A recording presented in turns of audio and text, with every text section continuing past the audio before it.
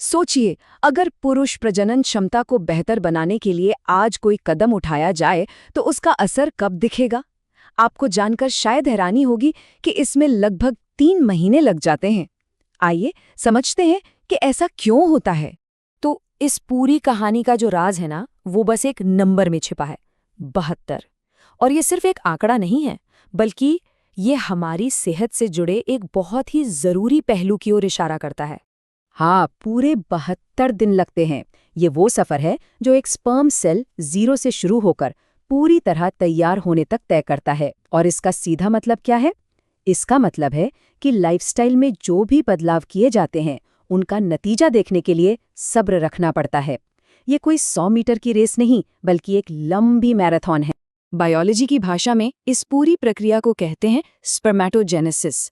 और इसे समझना इसलिए ज़रूरी है क्योंकि यही हमें बताता है कि सेहत में किए गए किसी भी सुधार का असर दिखने में 2 से 3 महीने क्यों लग जाते हैं। ये एक फिक्स्ड टाइमलाइन है जिसे बदला नहीं जा सकता। तो चलिए अब जरा माइक्रोस्कोप के नीचे झांकते हैं और देखते हैं कि एक स्पर्म सेल की कहानी शुरू कैसे होती है। ये सब कुछ शुरू होता है वृषण यानी टेस्टिस के अंदर मौजूद इन बहुत ही बारीक नलियों में। इन्हें सेमिनिफेरस ट्यूब्यूल कहते हैं। समझिए कि ये एक तरह की हाईटेक फैक्ट्री है जहां स्पर्म सेल्स का प्रोडक्शन होता है, और ये प्रोसेस बहुत ही जटिल और सटीक होता है।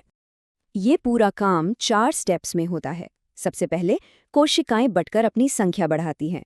फिर वो 2 खास तरह के डिवीजन से गुजरती हैं। ये बहुत ज़रूरी है ताकि हर स्पर्म में जेनेटिक मटेरियल की सही मात्रा हो। और आखिर में इन सेल्स में एक सिर और एक पूंछ बनती है, जिससे वो एक मैच्योर स्पर्म का रूप ले लेते हैं, जो फर्टिलाइजेशन के लिए पूरी तरह तैयार होता है। लेकिन स्पर्म का बनना तो कहानी का सिर्फ आधा हिस्सा है। वहां से स्खलन तक का उसका सफर भी उतना ही जरूरी और कह सकते हैं मुश्किल है। तो बनने के बाद ये स्पर्म्स सेमिनिफेरस ट्यूब्यूल से निकलकर एपिडिडिमिस में जाते हैं। यहाँ वो पूरी तरह से मैच्योर होते हैं और सबसे जरूरी बात, तैरना सीखते हैं। ये पूरी यात्रा ये पक्का करती है कि जब स्खलन का समय आए तो स्पर्म फर्टिलाइजेशन के लिए एकदम रेडी हों। तो सवाल ये है कि हमें कैसे पता चलता है कि ये स्पर्म हेल्दी है या नहीं? और इसका जवाब छिपा है एक टेस्ट में, जिसे कहते हैं सीमेन एनालिसिस। देखिए, वर्ल्ड हेल्थ ऑर्गेनाइजेशन यानी WHO ने कुछ स्टैंडर्ड्स तय किए हैं जो बताते हैं कि एक हेल्दी सैंपल कैसा होना चाहिए। जैसे कि अगर हम टोटल मोटिलिटी की बात करें तो 45% का मतलब है कि सैंपल में मौजूद करीब आधे स्पर्म एक्टिवली मूव कर रहे हैं, जो कि एक बहुत अच्छा साइन है। लेकिन हाँ, यह समझना बहुत ज़रूरी है कि ये नंबर कोई पत्थर की लकीर नहीं है। ये सिर्फ एक रेंज है जो हेल्दी पुरुषों में देखी गई है। अगर किसी के पैरामीटर्स इन नंबरों से थोड़े कम हैं, तो इसका ये मतलब बिल्कुल नहीं है कि गर्भाधान हो ही नहीं सकता।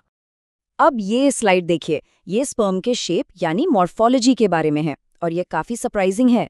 WHO के हिसाब से सिर्फ 4% स्पर्म का शेप भी अगर परफेक्ट हो, तो वो भी फर्टिलिटी के लिए काफ़ी हो सकता है। इससे पता चलता है कि संख्या से ज़्यादा क्वालिटी कितनी मायने रखती है।